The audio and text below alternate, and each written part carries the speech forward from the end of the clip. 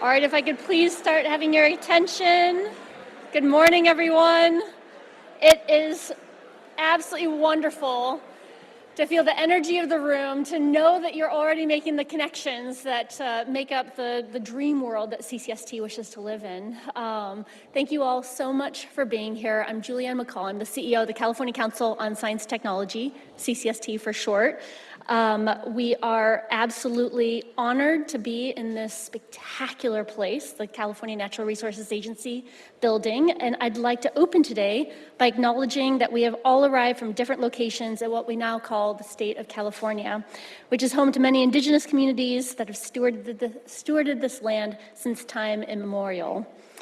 As part of CCST, we are absolutely delighted to launch this third ever Science Day. We did not know this would become an annual program, but thanks to the generosity of Secretary Wade Crowfoot, as well as his magnificent team here at CNRA, we are thrilled beyond belief. For those of you who are not yet familiar with CCST, we are a nonpartisan, nonprofit independent organization created by request of the legislature back in the 80s to help bridge the science and academic worlds, to deliver scientific expertise from our phenomenal ecosystem of research and academic institutions here in California.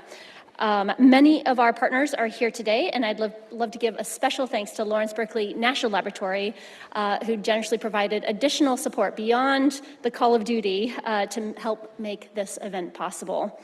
So it's our job at CCST to gather that expertise, right, to meet policymakers where they are, and we do this through a variety of mechanisms, including peer-reviewed reports similar to the National Academies of Sciences, but also workshops where we're gathering cross-sectoral representatives from academia and policy, sure, but also industry and community representatives from tribal nations, from across the board, right? The ecosystem that makes California special, right? We are proud to be able to bring them all together to address our most pressing issues here in California.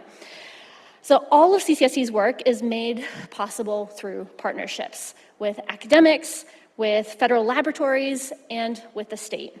Partnership is one of our core values that form the foundation of our work, and it's the reason that we are all here today. So we have scientists here from academic and federal institutions eager to lend their expertise to inform and support decision makers and policymakers here in Sacramento and well beyond.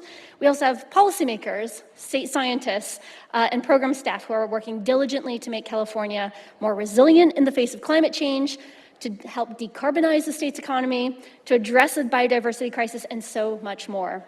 And of course, one way we support these efforts is to provide better access to California's research enterprise. Just last week, I had the great privilege of attending and participating in the inaugural Science Symposium of the Department of Water Resources right here in this beautiful auditorium.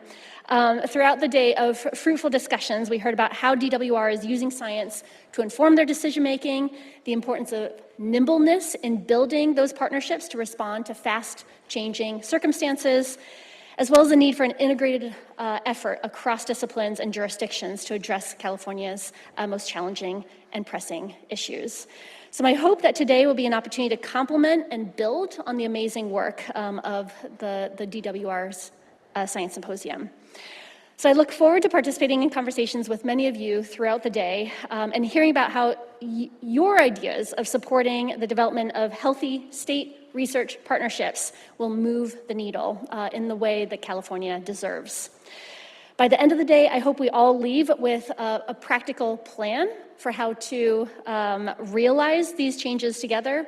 So I would encourage you all throughout this program to do three things. A, ask the panelists questions. While they're here on stage, while they're mingling with you over lunch and over breaks, utilize the networking opportunities to make new connections and lay the groundwork for future partnerships.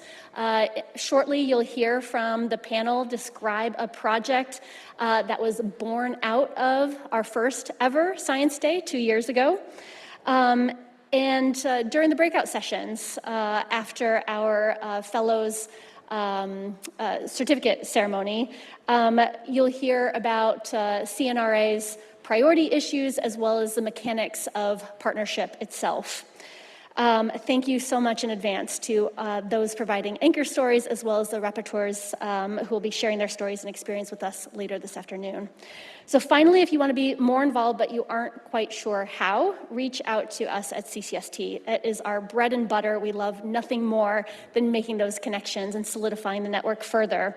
We'd be happy to help you look for folks wearing staff badges. They're slightly different from the laminated badges for participants.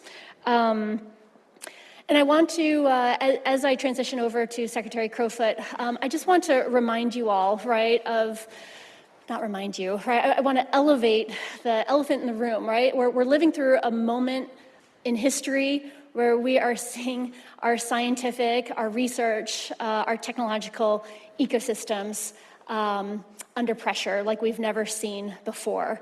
And by being here today, I mean, it gives me the greatest hope for the world, right, to look out and see the hundreds of you who have chosen to spend your precious time, right, discussing how we strengthen our ecosystem through community, through partnerships across sectors. I'm reminded of the quote by author James Clear, who stated, we don't rise to the level of our goals, we fall to the level of our systems. How can we bolster our systems to provide that resilience that this time is testing? So with that, I am honored to introduce Secretary Wade Crowfoot, Natural Resources Agency. Thank you, Wade.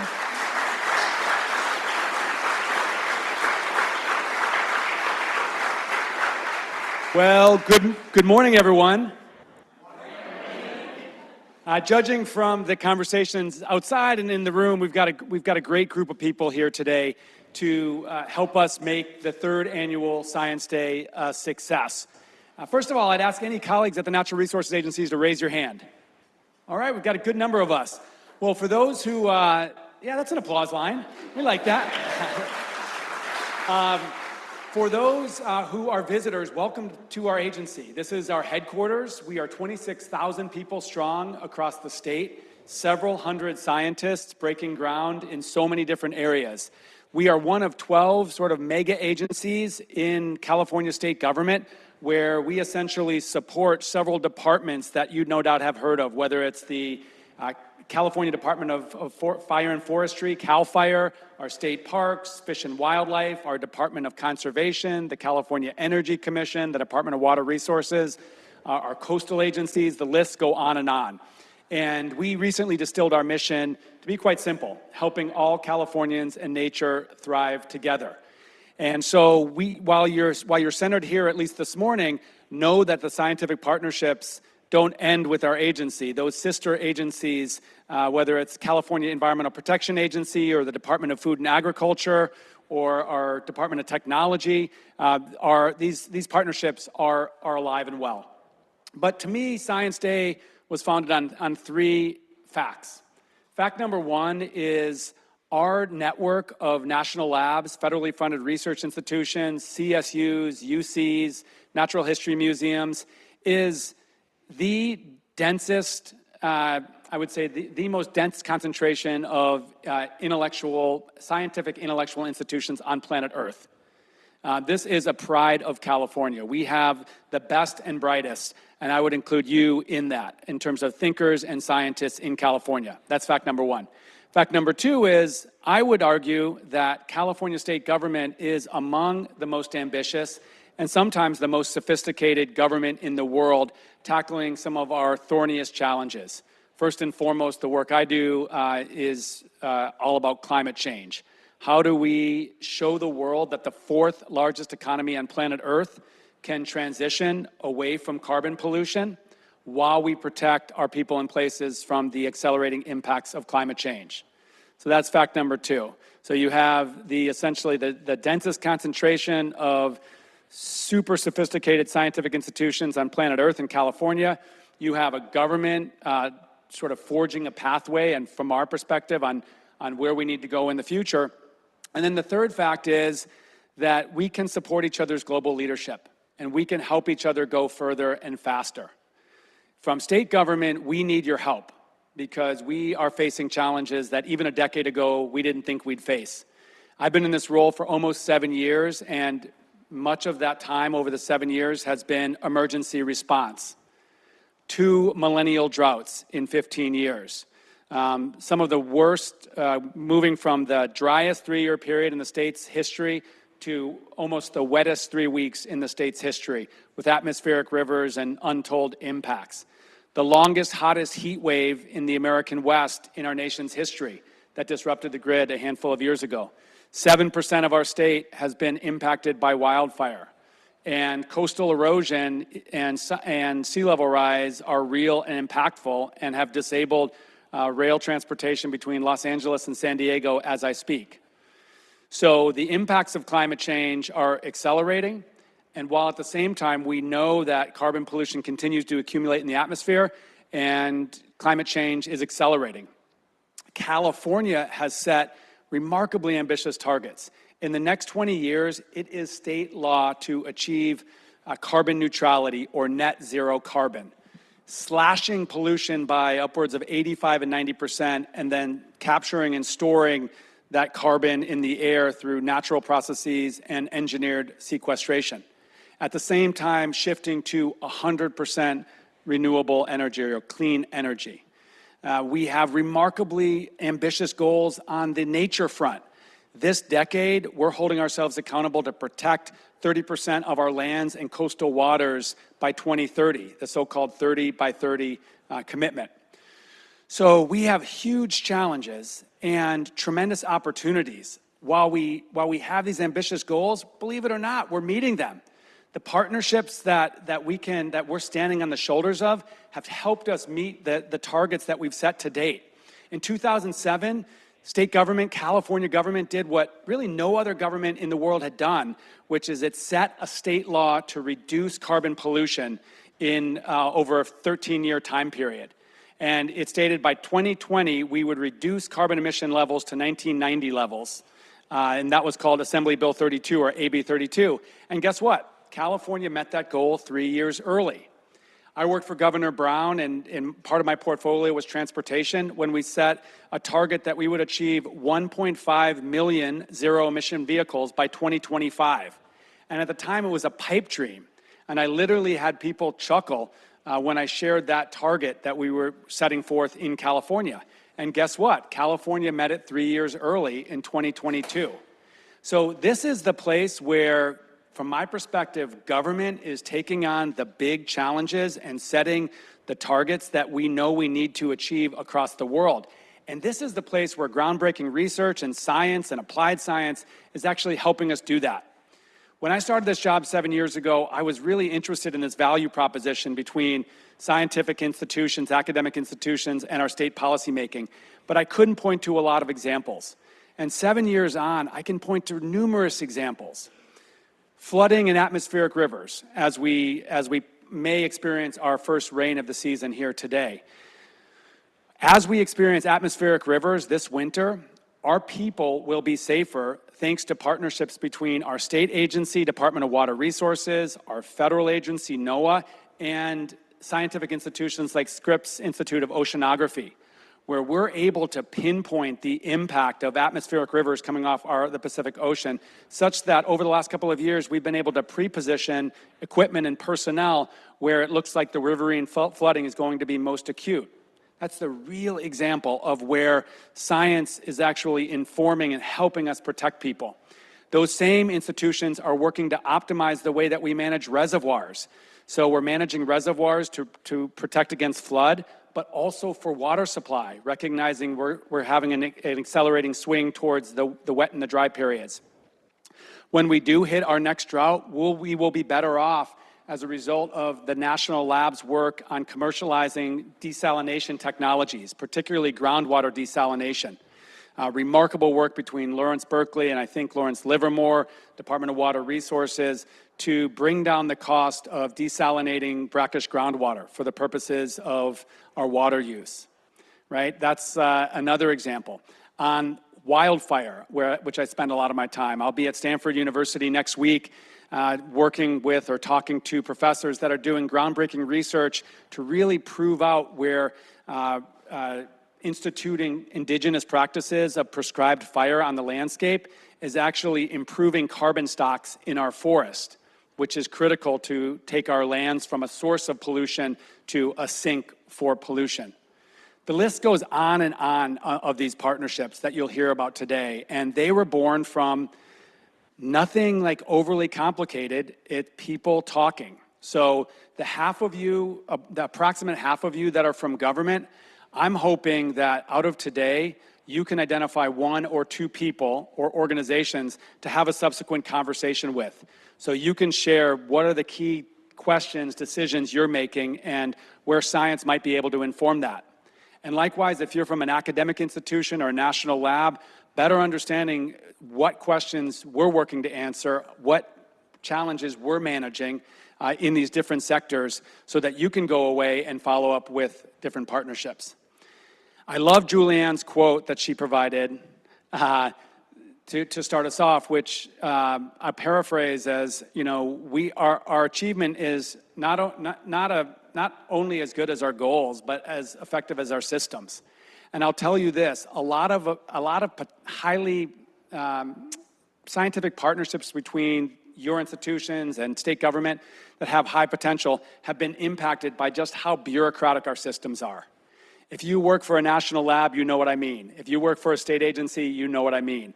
Sometimes it's very difficult to establish these partnerships. So increasingly over these science days and over the years, we've been trying to figure out how to do this more nimbly.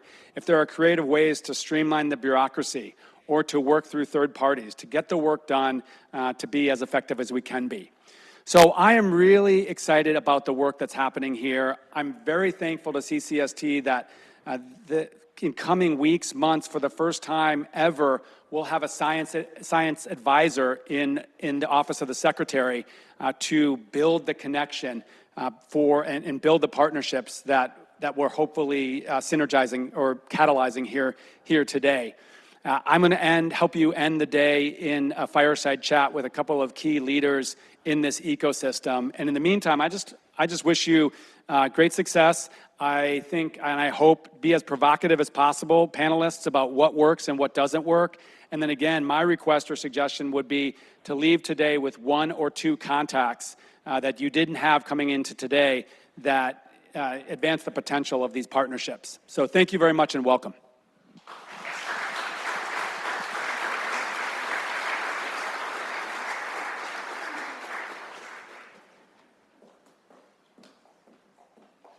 It's going to be a fun day to be as provocative as we possibly can. Thank you very much, Secretary Crowfoot. All right, so welcome everyone, especially those joining virtually. We are streaming this keynote panel where we're excited to highlight two successful research state partnerships. So first, I would love to invite our four panelists up to the stage. If you want to take the stairs or ramp to your right. So first project we're excited to highlight is the Wildfire Ecosystem Resilience and Risk Assessment, or WORK project for short. It's a project that actually was born out of our first ever Science Day 2 years ago, as I referenced earlier, thanks to literally a single attendee's bright idea and follow-up action. The second project we're delighted to highlight is the state's fifth climate assessment, which is another project that helps the state level set, evaluating where we are and what needs to be done to improve our resilience against the impacts of climate change. So I don't even know why I'm standing up. Here we are. So we have two sets of partners. Dr. Ian Brosnan from NASA Ames Earth Exchange, where he works as a project scientist. Thank you so much for making the trip. And also on that project is Deputy Secretary for Forest and Wildfire Resilience, Lisa Leanne Mager from here at CNRA. On the 5th Climate Assessment Project, we have Dr. Pramod Karnagonecker from UC Irvine, where he recently transitioned from the Vice Chancellor of Research to a Professor of Engineering. Thank you so much for making the trip from Southern California, as well as Assistant Secretary for Climate Change, Jen Phillips from here at CNRA. So they're here to discuss their work building and sustaining partnerships for a more resilient California. And before we start, I'd love to encourage you to take note of the QR code that will eventually make it to the screen behind me, where you will be able to submit any questions that will then be curated by CCST staff to be posed after our moderated discussion. We are fitting in a pretty substantial conversation within the next 54 minutes. So we would love if you kept your questions brief and to the point. So to start us off, please, I would love for the panelists, starting with Dr. Brosnan, to introduce yourselves and begin diving into the mechanics of the projects. And you can leave your microphones on. Leave them on? Great. Well, thank you. It's a real pleasure to be here, and I just want to thank you for the invitation to represent the NASA team. I see quite a few of us in the audience. So as mentioned, I'm Ian Brosnan. I do a number of different things at NASA, but primarily work as a project scientist for NASA Earth Exchange. We connect NASA's supercomputing resources, the extraordinary remote sensing products that we develop with the scientific community. And so the work project that we're working on is just one example of that. My team has a long history in land remote sensing, so I can give you just very quickly, I think Lisa will talk about some of the mandates that will connect this, but we're putting together projects and products that will do land cover change detection and also attribution, land cover classification mapping, individual tree monitoring, and also individual built structure mapping. So there's a lot of really neat remote sensing and advanced statistical techniques going into developing that. So looking forward to talking more about it. And I know we're supposed to talk about communications, but I think if you want to learn a little bit more about the project as we're going along, the website for that is nasa.gov/WERK. So as you're getting your questions ready, please take a look there. Good morning, everyone. I'm Lisa Lean Mager. I am our Deputy Secretary for Forest and Wildfire Resilience at the Natural Resources Agency, which means that I spend most of my time thinking about how we can shepherd some really extraordinary investments we've had through the leadership of the governor and the legislature to invest in projects around the state to really, tackle things from, strategic fuel breaks, community protection, really want to be reducing our wildfire risk, but even as we are starting to enable more indigenous practices on the ground and really lean in on improving the resilience of our forests. I've been at CNRA for about 8 years now, and I think I can kind of say that I think we have the best portfolio in state government, just given the breadth of it. You heard Secretary Crowfoot talk about the many initiatives that we're involved in, and what I think is actually super cool is how connected a lot of this work really is. So when I'm running around talking about wildfire resilience, I'm looking at my colleagues that are working on 30 by 30, for example, or water storage or water supply, resilience. And these things all fit together, which I think is one of the reasons this partnership has become so exciting for us, is we know we have this responsibility to steward these investments, but we also need the tools to be able to see how this work is translating on the ground in terms of its effectiveness. So this is where these connections are really coming into play. CNRA with our partners at the Nature-Based Solutions team at CARB and NASA Ames have really put our heads together to take this science-based approach and develop out these tools that we know will be critical as we think about the work we're doing on the ground. And I can tell you on the daily almost, we're in conversations and we're like, it would be so great if we knew what was actually happening at the tree level or the structure level as we're thinking about where to be strategically placing these investments. So looking forward to more of the conversation.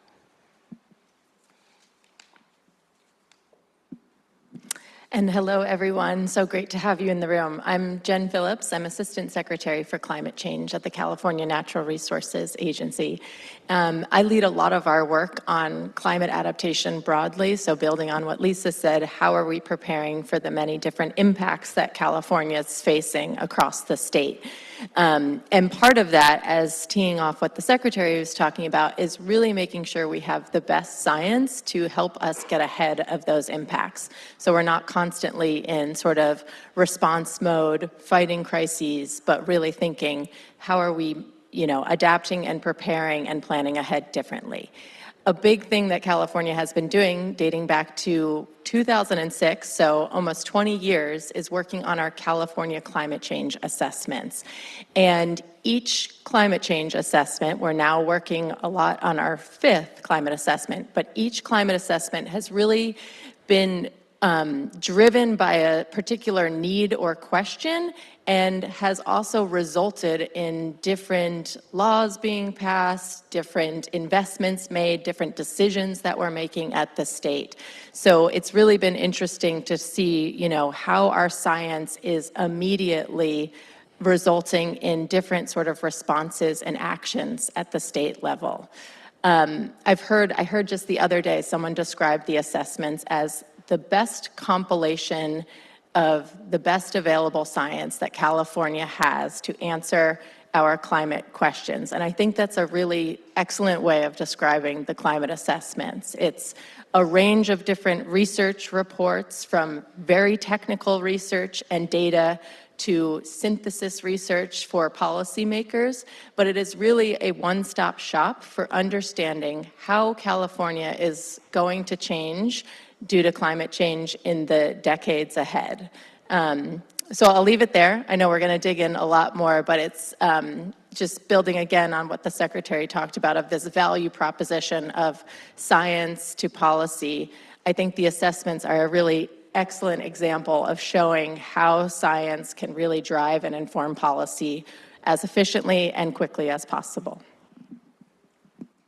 Well, good morning, everybody. My name is Pramod Khargonkar. I'm professor at UC Irvine in engineering, electrical engineering more specifically. Julianne, first of all, thank you for organizing this panel. I'm just delighted to be here. Among other things, I'm also on the CCST board, so I'm here and kind of really very proud to be on this panel. So just give you a little bit of background for myself. So as I said, I'm a professor of engineering in electrical engineering.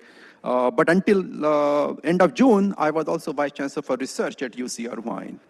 And we did many, many things together as a group of vice chancellors working with the vice president's office, Teresa Maldonado's office.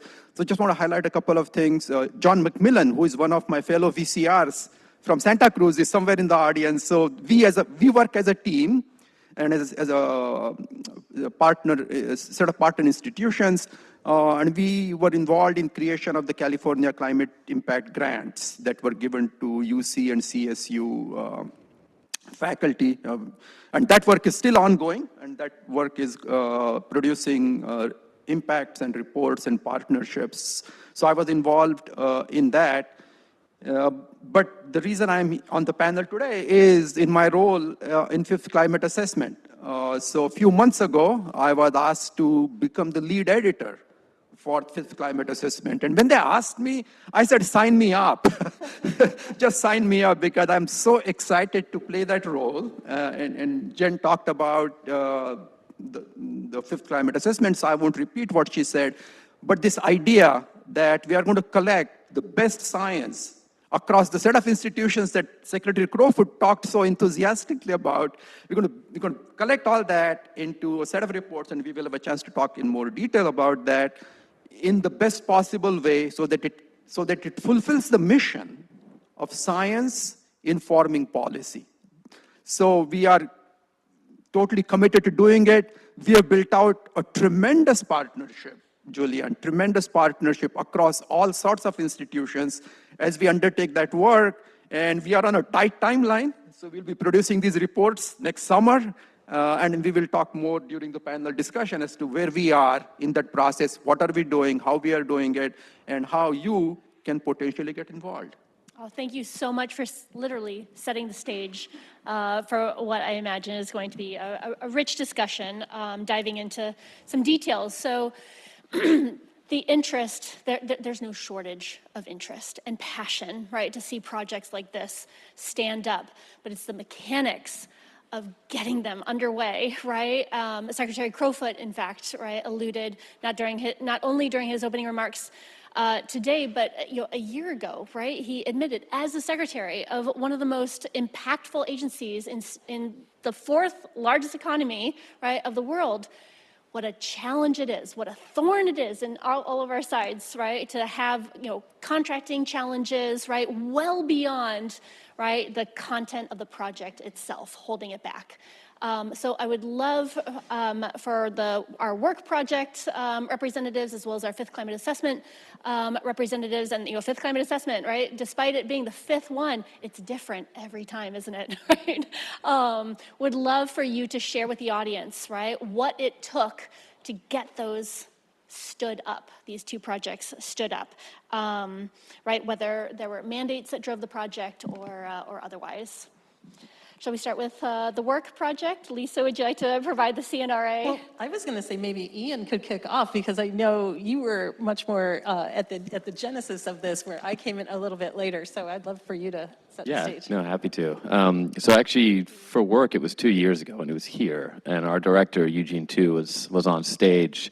And what he was talking about then at the time was how vital it is, from our perspective, for NASA's technology, our science, our capabilities, to be widely used, right? And for us to be able to push that technology and capability down as far as we can to the user, not just from the science community. So with that the initial mandate from him, we actually sat down after that meeting and said, well, what can we do together, right? And there was, I think Lisa will talk about some of the specific mandates, but there was an obvious connection between the technologies and the capabilities that we had on hand and some of the state's needs. So it was pretty exciting. Since then, we've also had a new NASA program emerge called Earth Action, which is really focused on projects like work, right? Again, bringing back to the states, working on expanding resilience and thinking about what we have at the hand. So, Lisa, if you want to talk a little bit about the mandates on your end. Yeah, sure. And to back it up a little bit, too, we were fortunate to receive $30 million in funding, again, through the leadership of the legislature and the governor, specifically for our agency to work on developing remote sensing type of products that can really help us achieve these goals. And the whole understanding and underpinning of that was that these data products would be publicly available, so all of our partners could take advantage and just really try to move the needle as we're doing the work. So I think that was pretty foundational to getting this up and running. And then, definitely the approach being true co-development, like really, looking at this opportunity that we have, assessing what the needs are through our various departments at CNRA, and really thinking, how do we co-develop these in a way that will be super useful?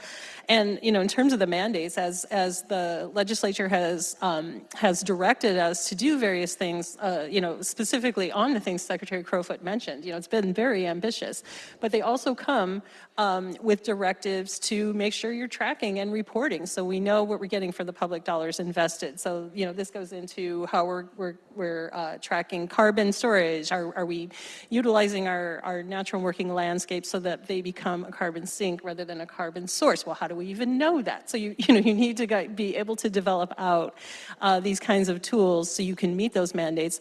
And it was fortunate to have that infusion from the budget, because it gave us this capability then to work with this amazing partner. And at the same time, our team at CARB really getting into this advanced power computing to be able to house this data. So I think it's been a unique project in that co-development sense, but also I think as we're very much guided here at our agency and our departments, that we really do need to be able to track and meet these mandates, and how do we do it in a way that then all of our partners can utilize the information.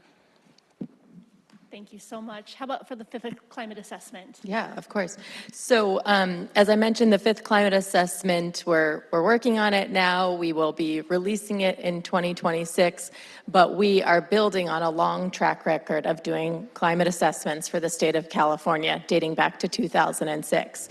Julianne teed it up, but each assessment has really had a different sort of theme and resulted in very different things. So very quickly, the first climate assessment back in 2006 really talked about the need to drive down carbon emissions as quickly as possible and led to that landmark climate law, AB 32, that the Secretary mentioned.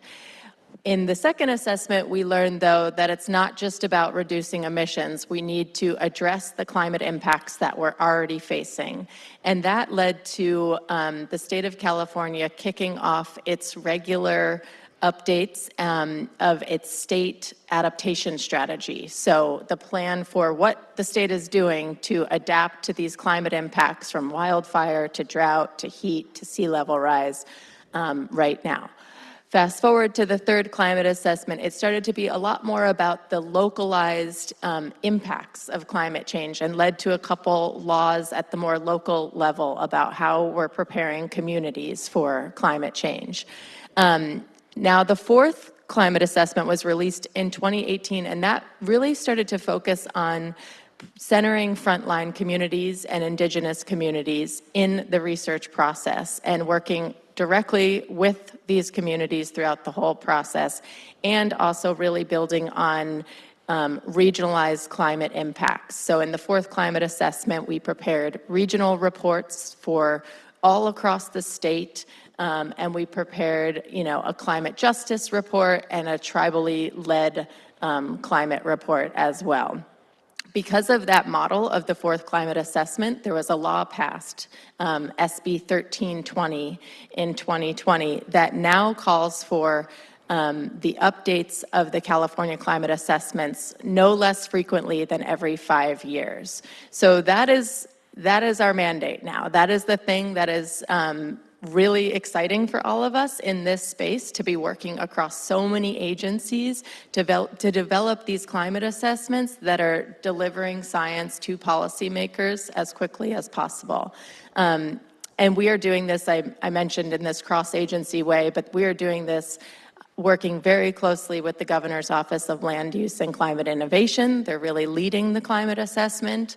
My agency, the California Natural Resources Agency, the Energy Commission, and the Strategic Growth Council. And while those 4 entities are named in this law of updating the assessments regularly, we're working across every agency in California to make sure that we're understanding climate impacts to different sectors, communities, habitats, parts of the state, to make sure we really are ahead of these impacts. So let me pick up where Jen left off. To give you a sense of what this fifth climate assessment is going to be, it's going to have a set of core climate reports. So both on climate and energy side, total number is likely to be 25 or more. There will be 9 regional synthesis reports. So you can imagine, instead of California, divided into 9 parts, and for each region, there will be a regional synthesis report. There will be 4 topical reports on cross-cutting issues. So not regional, but things like coastal issues or tribal issues. So there are 4 cross-cutting reports. And then there will be a state-level synthesis. So you can imagine the total number is going to be pretty large. Now, as Jen mentioned, this work builds on a lot of existing work. There were a set of grants that were given out to develop author teams to write up these reports. So they are currently working. Many of the reports are now in the review process, which I'll mention in a second. But these author teams were invited to be unique in the following sense. So typically you think of author reports for science reports, you got university professors like me and people of our kind. But this time we asked these authors to also include community in their work. So it's all very sort of partnerships with the community who are feeling the impacts of climate change. So that's kind of going to be a very unique feature of these reports. And let me talk a little bit about, now you can imagine for these number of reports, the partnership between the University of California, California State University, community partnerships, state agencies, they're all working together to develop these reports. We are currently in the process of review. To make that also inclusive, we actually had issued a call for nominations. So you could self-nominate. And we said, if you're interested in being a reviewer or an associate editor for this, please, you wouldn't, I probably wouldn't shock you. We had close to 400 people stand up and say, yeah, I want to be part of this. So we've got this large number of people who have expressed their interest in being part of this. So again, another indicator of the partnership that we are building out. So we are now picking from that set of people to serve as associate editors, serve as reviewers. And the final piece in this part that I want to highlight is the nature of the editorial work. So again, remember that the goal here is to produce the best science, best science synthesis that can inform policy, inform decision-making at various different levels, at the state level, at the community level, at the regional level. The review process, unlike typical academic review process, is not adversarial. It is constructive. So what we are telling our reviewers and editors is, our job here is not to reject these. Our job here is to make them the best thing that can possibly be. So it's a kind of a, so we want to be rigorous. We don't want to compromise on the quality. We want to make sure that everything that is in the report is correct, is based on very solid, best available science. But we want to help the authors improve their drafts. And so this is going to be a very interesting process that we are at the beginning stages of. And like I said, we are on a very tight timeline because we want to release these reports to the public, to various audiences, so that they can use the information in these reports to make their own decisions, which leads me to the final point I want to make as we are going through this work is, we want these reports to be accessible by different kinds of audiences. So for each report, we are telling the authors and the reviewers and the editors that, look, this report should be really accessible to general public. This report is really meant more for the sort of the scientific experts to make sure that there is enough detailed science here. And so each report is going to be made as best as possible to meet different audiences and what they can take away from this. Ultimately, we are hoping to have the same level of impact, if not greater impact than previous reports in informing state policy, state decision-making, allocation of resources to dealing with climate change impacts. I'm totally inspired by what I've heard, especially from our academic partners, right? The traditional academic training does not include partnership with non-academics, right? So the fact that you are breaking that mold, right? Providing, right, support to create those partnerships and engagement with co-developing, right, these projects alongside community partners, right, those who are impacted by the projects, right, most directly. I also, right, want to call out how you are prioritizing the accessibility, right, of this information, right? It's the worst nightmare of an academic researcher as well as the state to put something out into the world and for it to have no impact, right? And so we are learning, right, how to, right, produce those channels for impact. And I really love that these two projects are just glowing examples of both of that, both of those themes. So we have 15 more minutes of moderated discussion before audience questions and 3 more questions. So I think we can get through this if we limit responses to about 1 minute or so. It's a bit of a challenge to myself as well. Regarding, speaking of challenges, right? I imagine that these projects have not gone without their challenges, and would love for you to, to touch on, right, what hiccups, what hurdles, right, have presented themselves, and how you overcame in 1 minute or less. Ian. Okay, so I mentioned we started here in 2023, and we started actual work on work about 6 months ago. Right, so it's about just shy of an 18-month gap between inception to execution. So I think for us, a lot of science and technical folks in the audience, we think that's the hard part. I think about a month after we were here, we had the science plan settled, right? So our major challenge, I think, has been twofold, right? One is the language is different, right? We have different ways of communicating. We talk about contracts, but the actual agreement that we have is not a contract. And it took a little while, I think, for both the state and the NASA folks to sort of work through the language difference and just agree that that might not be a formal term, right, but one we would use to carry forward. And I think once you get through that initial communications hurdle, right, then it really was a matter of just working through different legal frameworks, right? The United States is complicated. We have some interesting relationships between the state and the federal government. But again, communications and persistence really got us through that. I learned what a Space Act agreement is, which was great. No, I mean, it is complicated. Yes, federal government's complicated, but California government is very special too. So you can tell Secretary Crowfoot I'm being a little provocative. But no, we have a lot of requirements in place, right? There are a lot of boxes that has to be checked because we're all about spending this money efficiently and protecting, you know, the investment and making sure everything's totally on the up and up. But when you really get down to it and you're basically saying the same thing but using different words, you know, you have to kind of try to find the creative ways to work through that.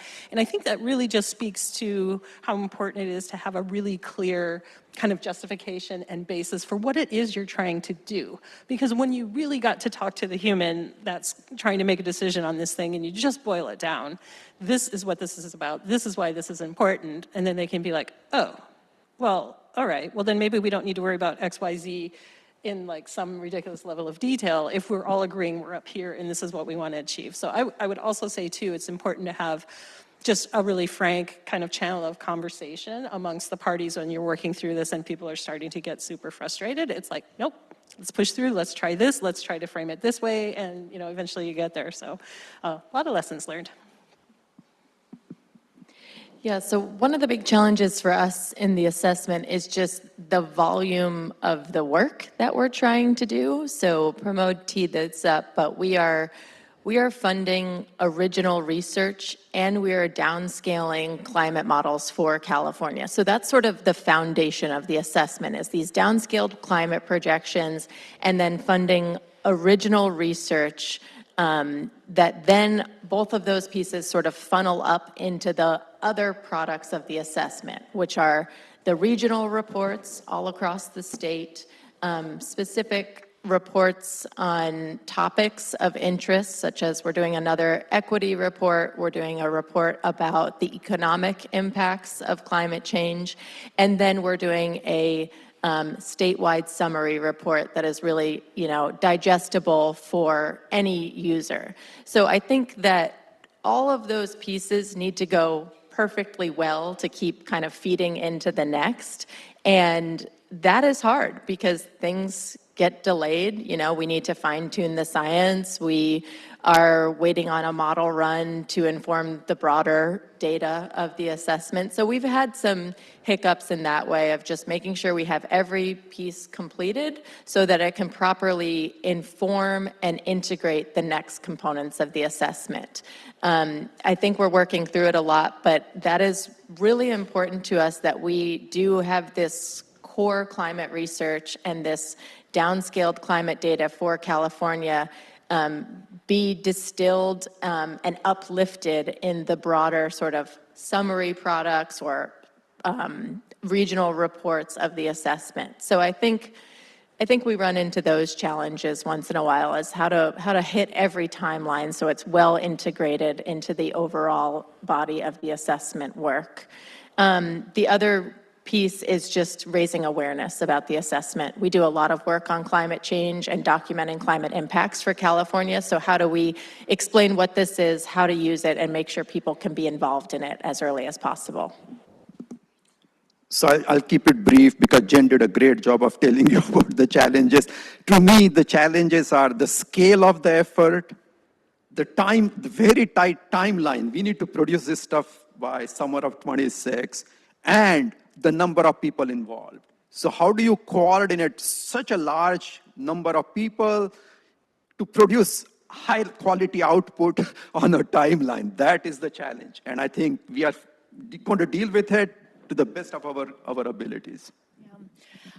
So I believe we're posting the QR code any moment now. So anyone with a question can save the QR code before we return to our nicer backdrop. So please do save that should any questions surface in your mind. So, right, second to last question from me, right? Kind of outlook for the future. How have the changes at the federal level affected your partnerships, right? And how you might be thinking about achieving these, resilience and adaptation goals that the state has? Well, I think the first piece of comforting news I can say is that I don't see any change in our partnership going with the state of California. It remains one of NASA's objectives, right, to help build resilience at the state, local level, not just at the federal level. So yeah, I would say our future is bright and work should go forward. No, I agreed. I'm so glad to hear you say that here too, because it really is, again, going back to just like, what is the essence of what we're trying to do? It's not political. It's very much derived around a science-based approach to make the best investments we can and provide the tools so we can continue to inform our work. That doesn't change. So, I'm glad that we continue to see it that way. And I really do feel like from the state standpoint, the $30 million investment that we've made, kind of a one-time investment, we are really converting into kind of an enduring project, right? Where with these supercomputing resources now at CARB and the way we're approaching this thing, this is not like a one and done. We're really trying to build something that'll be sustainable and, and be embraced by our partners as well. I wouldn't say we have as glowing of an answer. So the National Climate Assessment has been, they completed the 5th National Climate Assessment, and now the authors have been dismissed from the 6th National Climate Assessment. We, State of California and the national team worked very closely together. We really played off each other on, what are you doing for the National Climate Assessment? Okay, how do we bring that and scale that down for California? So it is a gap and it's a challenge, and we really feel for those people that worked so hard to create this accessible website that is the National Climate Assessment.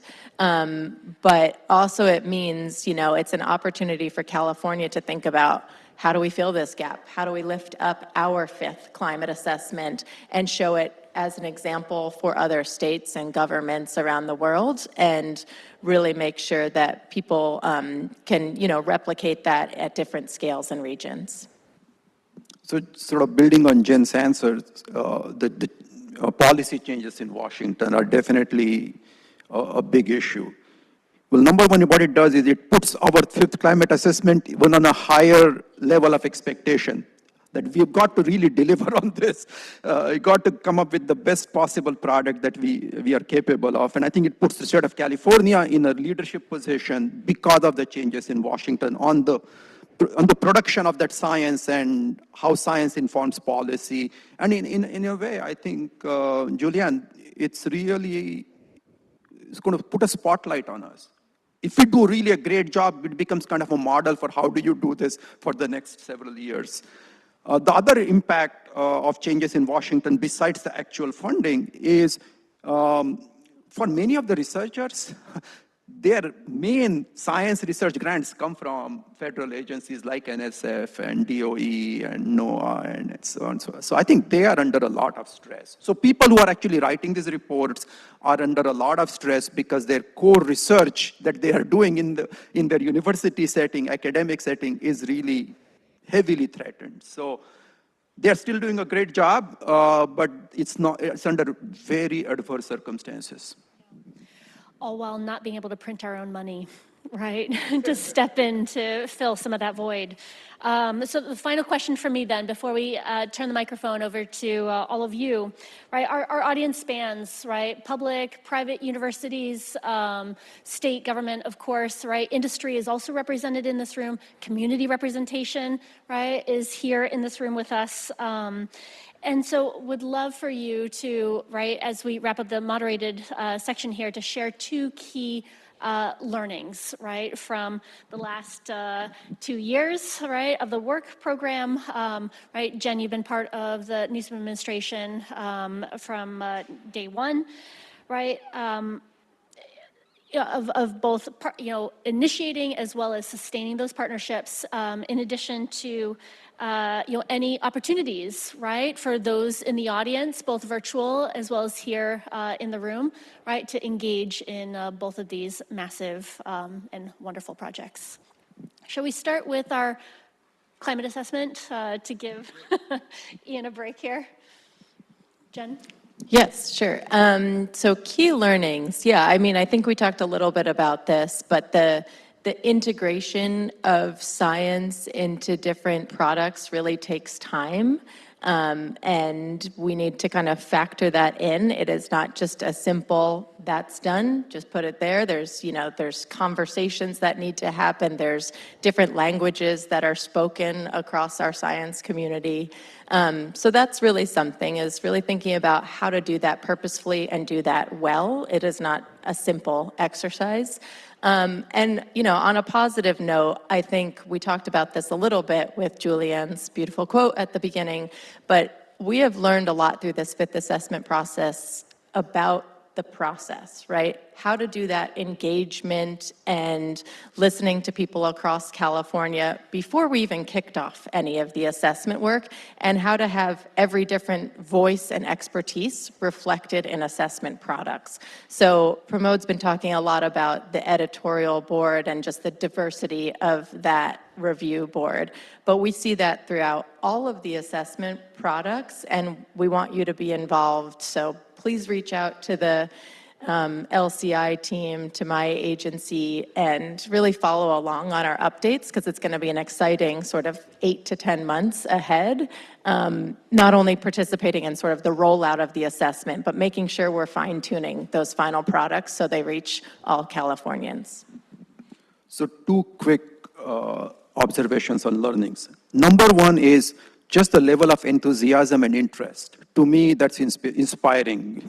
Just incredible amount of interest and enthusiasm from the research community across the state, different institutions, including the community, tribal groups. I mean, it's just incredible, the level of energy, level of enthusiasm. So that to me is one key learning. Second is what you said in your opening comments about systems. We failed to the level of our systems. So we've been very mindful of that.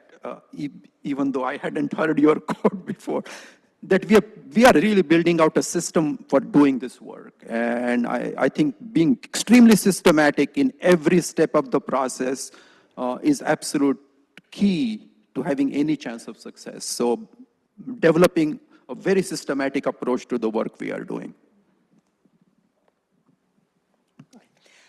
I think, a key learning, as I was touching on already, is this is probably going to take a little longer than you think it might when you start to enter into one of these agreements. Yes, as Ian said, the science is straightforward and it's pretty clear what we want to be doing, but then you run into kind of the legal aspects and a little bit of the bureaucracy that enters in. So have patience, it's going to take longer than you think. And I think another important point is having some kind of executive sponsorship and buy-in within your teams, I think really helps, so that you can, keep going, and that that everybody is still driving toward the field, because you've got that kind of buy-in from your principals. So I think that's really important. Really excited as data starts rolling in this fall into our systems here, that we're gonna have a lot of great opportunities for engaging on that stuff. And if folks want to get more information, we have the website, but also Loretta Moreno on my team is working on this, very closely, and she'd be more than happy to engage. She's out of the country right now, but she'll be happy to engage when she gets back. Great. Well, I think I know there's some fellows and students in here too. So my one maybe lesson learned through this, because I've worked several of these agreements, is there is a really good body of literature out there on interagency agreements, international agreements, and I would take a look at that, right, and write down the key things and stick them on your desk in front of you, because as you go through this process, it's like having a little support group there to be like, okay, this is normal. It's going to take a little while. But I want to echo the piece about executive sponsorship.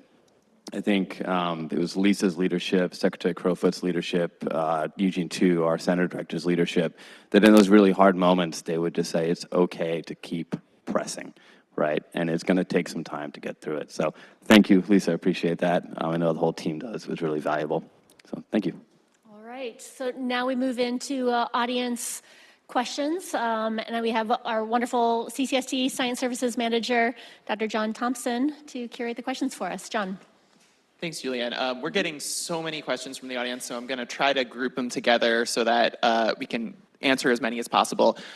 This first set is about sort of communication, which the panel touched on a bunch already.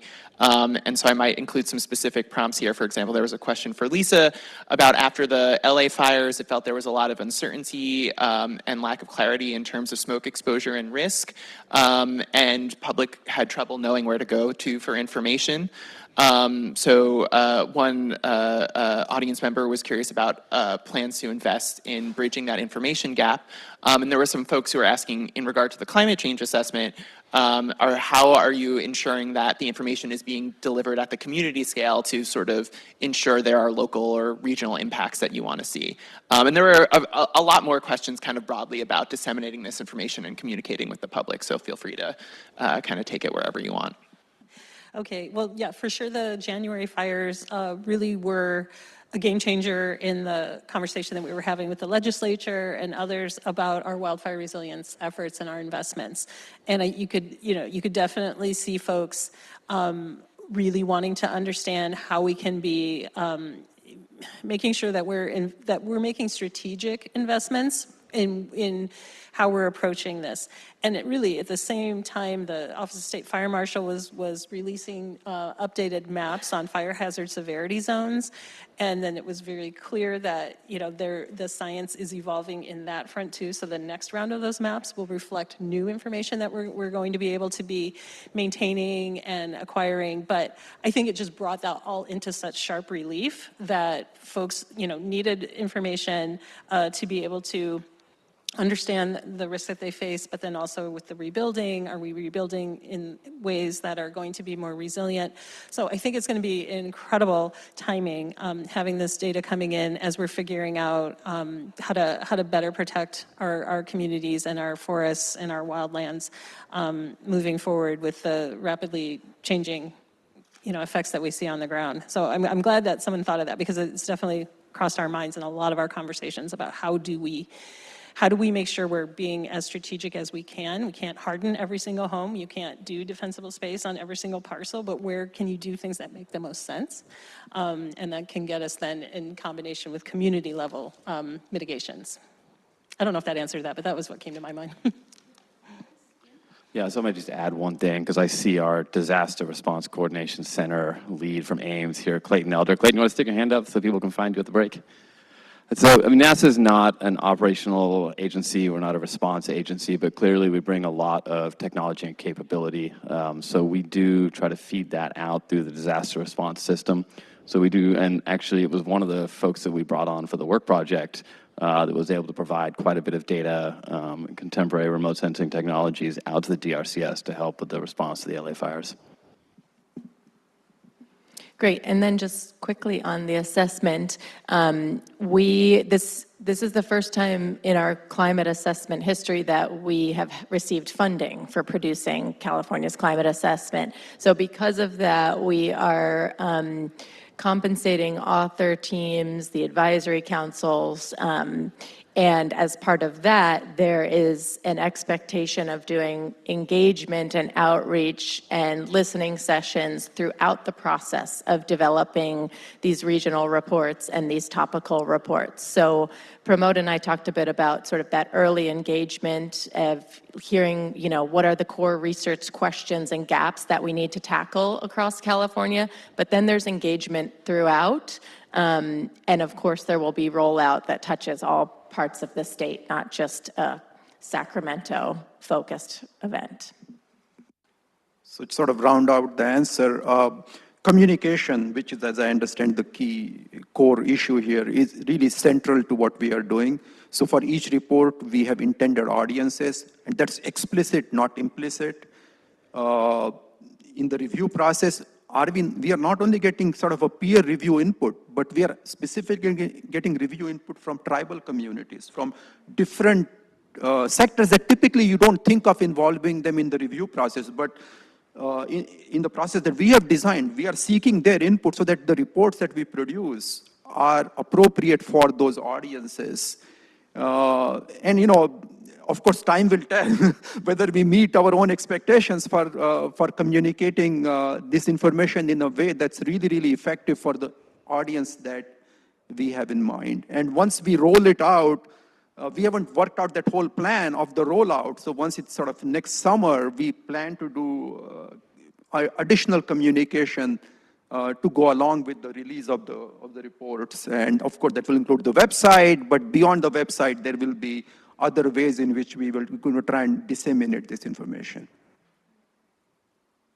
Great. We're getting also a lot of questions about education. We have, a lot of students in the audience from high school and up, and so there were some questions about how your various organizations are assessing and guiding educational systems in California to prepare students for addressing climate solutions. There was a couple questions also about how the assessment might be thinking of centering youth and future generations when it as it moves forward. So any way you'd like to kind of talk about educating the next sort of set of scientists and climate workers? Yeah, I can.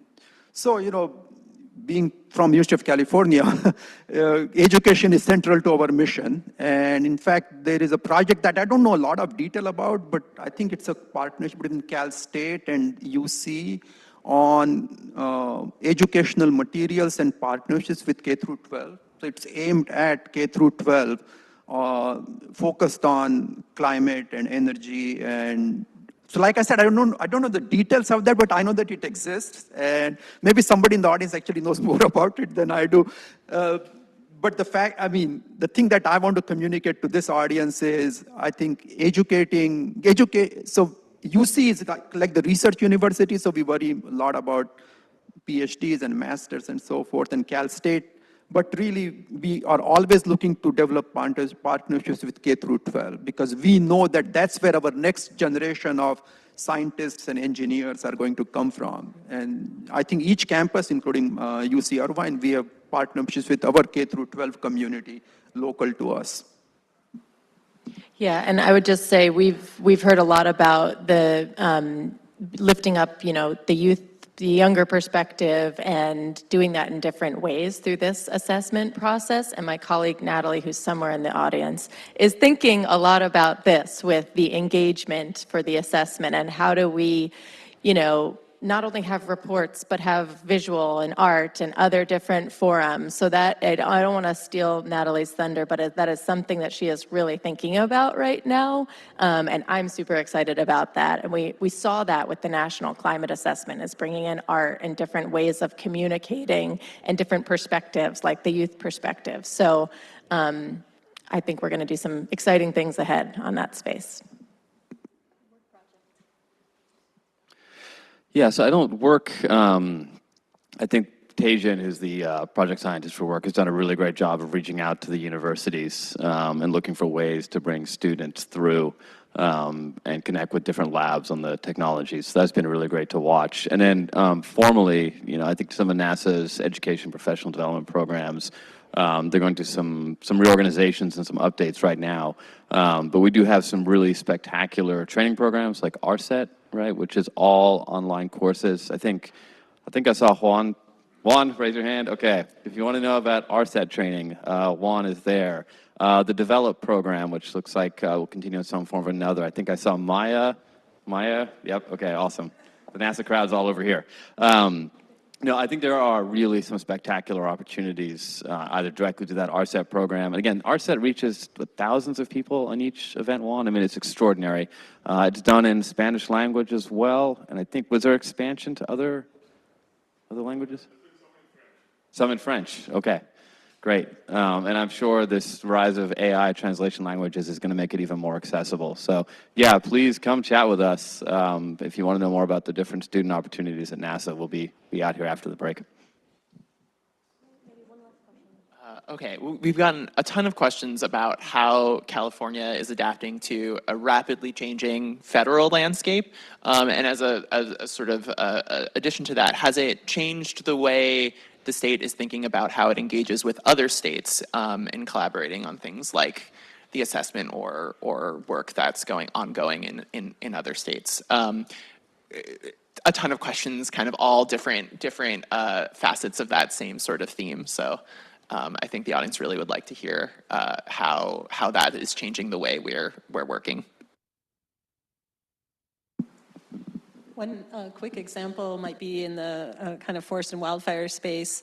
We're continuing to really find ways to work with our federal partners in the U.S. Forest Service. Obviously, they've announced some pretty significant changes and very significant staffing reductions, and the potential of eliminating their regional office here in California. So we continue to interact with our counterparts at the individual national forest level in California, which is incredibly strong partnership that continues. But we know from other states too that are also kind of surveying this landscape and what some of the proposals that have come forth. We're trying to find ways that, as maybe Western states, we can continue to drive on shared interests and make sure that our the national forest supervisors at their level know they've got us, that we're in their phones, they're in our phones, and we can continue to be communicating with each other. So yeah, definitely a little bit of a Western flavor going on with that, some of the shared challenges. Yeah, and I'd just say sort of globally, you've probably seen the response of our governor the last several months to the federal administration. But he is also co-chair of a couple different organizations. One is the United States Climate Alliance, which is a coalition of states really driving hard on climate change, as well as America is All In, which represents many different organizations and governments and community partners that's also focused on reaching our climate goals together as quickly as possible. So it's been exciting to see our administration kind of step into those roles, and also see our administration do this regular calculation of how do we respond, where do we go on the offense, where do we go on the defense, as we're continuing to focus on the things we need to get done here in California. So lots of work happening with states all the time. There always has been, but it's even more at a sort of fevered pitch right now. I have one good news story, because I know I've been saying not great things about federal stuff, but the National Climate Assessment that was taken down is now hosted on climate.us, which is, I'm seeing so many head nods, so this isn't news to anyone, but I thought it was awesome to see that. It's this coalition of people that probably are not working for the federal government anymore that knew that this was a critical resource for our country, and they found a way to put the National Climate Assessment back online at climate.us. So check it out there. All right. Would either of my academic colleagues like to weigh in on state-to-state partnerships? I mean, the only thing, state-to-state partnership is really about the state government, so I don't represent the state government. But I think one area where this is going to show up at a lower level of granularity is in our regional reports. So think of the regional report with regions that border, say, Arizona or Utah or Nevada or, I think in those reports, I fully expect there will be call-outs to connections to ecosystems and climate systems in neighboring states. So I think that's where this is going to show up. And of course, our researchers are well networked. So those who are authoring these reports have colleagues in neighboring states. For example, I'm in engineering. One of the areas I work on is climate resilience, say, how do we respond to, say, fires? And we have joint projects with Utah. And so I think there are natural partnerships at the researcher level. I think I would just circle back to something Lisa said earlier, right? That as we build out these mandates and these partnerships emerge, I think we'll look forward to finding opportunities to work together the way we have with work. I think this is a wonderful note to conclude on. Thank you so much to our panelists, right, covering everything from rewriting how academics and state government partner, right, to actually make good on the promises of these critical state-funded investments, which are still so unusual, right, not only in this country, but so many others, to take that mandate and run with it.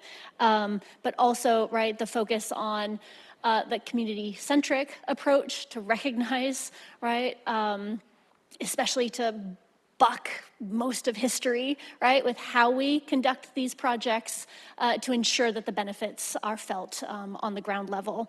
So thank you so much. I invite the audience to join me in thanking the panelists.